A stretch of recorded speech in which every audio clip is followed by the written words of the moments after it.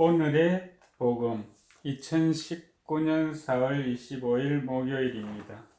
오늘의 독서는 사도행전의 말씀 3장 11절에서 26절입니다. 그 무렵 치유받은 불구자가 베드로와 요한 곁을 떠나지 않고 있는데 온 백성이 크게 경탄하며 솔로몬 주랑이라고 하는 곳에 있는 그들에게 달려갔다. 베드로는 백성을 보고 말하였다. 이스라엘인 여러분, 왜 이 일을 이상히 여깁니까? 또 우리의 힘이나 신심으로 이 사람을 걷게 만들기나 한 것처럼 왜 우리를 유심히 바라봅니까?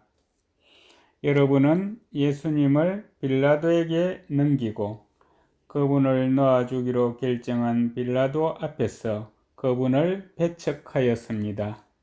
그러나 아브라함의 하느님과 이삭의 하느님과 야곱의 하느님, 곧 우리 조상들의 하느님께서는 당신의 종 예수님을 영광스럽게 하셨습니다.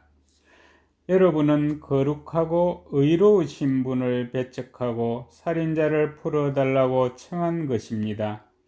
여러분은 생명의 영도자를 죽였습니다. 그러나 하느님께서는 죽은 이들 가운데서 그분을 다시 일으키셨고 우리는 그 증인입니다. 이 예수님의 이름에 대한 믿음 때문에 바로 그분의 이름이 여러분이 지금 보고 또 아는 이 사람을 튼튼하게 하였습니다.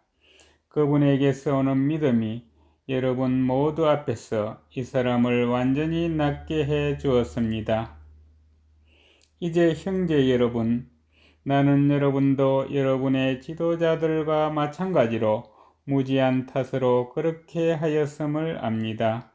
하느님께서는 모든 예언자의 입을 통하여 당신의 메시아께서 고난을 겪으시라고 예고하신 것을 그렇게 이루셨습니다.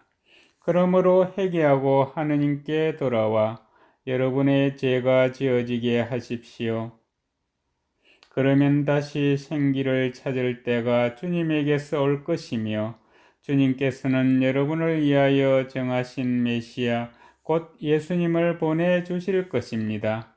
물론 이 예수님께서는 하느님께서 예로부터 당신의 거룩한 예언자들의 입을 통하여 말씀하신 대로 만물이 복원될 때까지 하늘에 계셔야 합니다. 모세는 이렇게 말하였습니다. 주 너희 하느님께서는 너희 동족 가운데에서 나와 같은 예언자를 일으켜 주실 것이니 너희는 그가 하는 말은 무엇이든지 다 들어야 한다. 누구든지 그 예언자의 말을 듣지 않는 자는 백성에게서 잘려 나갈 것이다. 그리고 사무엘을 비롯하여 그 뒤를 이어 말씀을 전한 모든 예언자도 지금의 이때를 예고하였습니다. 여러분은 그 예언자들의 자손이고 또 하나님께서 아브라함에게 세상의 모든 종족들이 너희 후손을 통하여 복을 받을 것이다 하시며 여러분의 조상들과 맺어주신 계약의 자손입니다.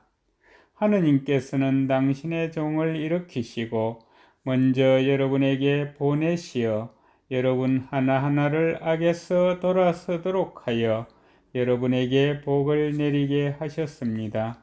주님의 말씀입니다.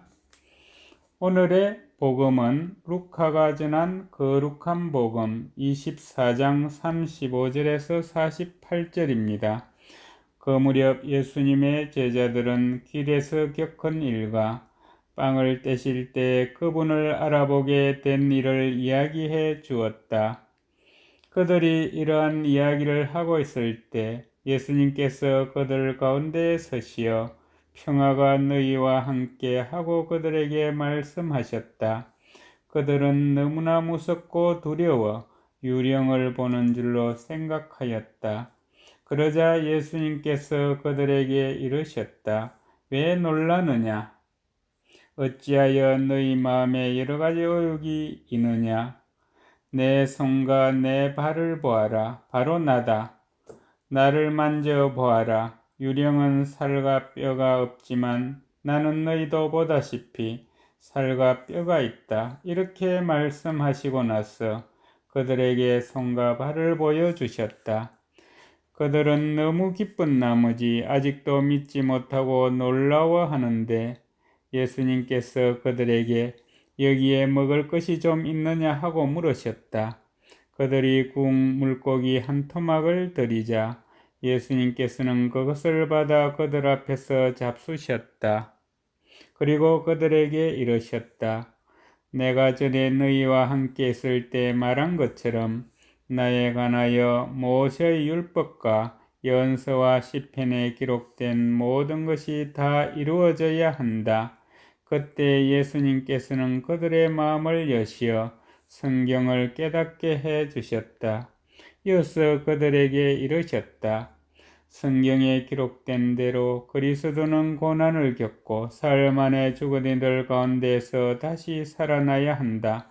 그리고 예루살렘에서부터 시작하여 죄의 용서를 위한 회개가 그의 이름으로 모든 민족들에게 선포되어야 한다.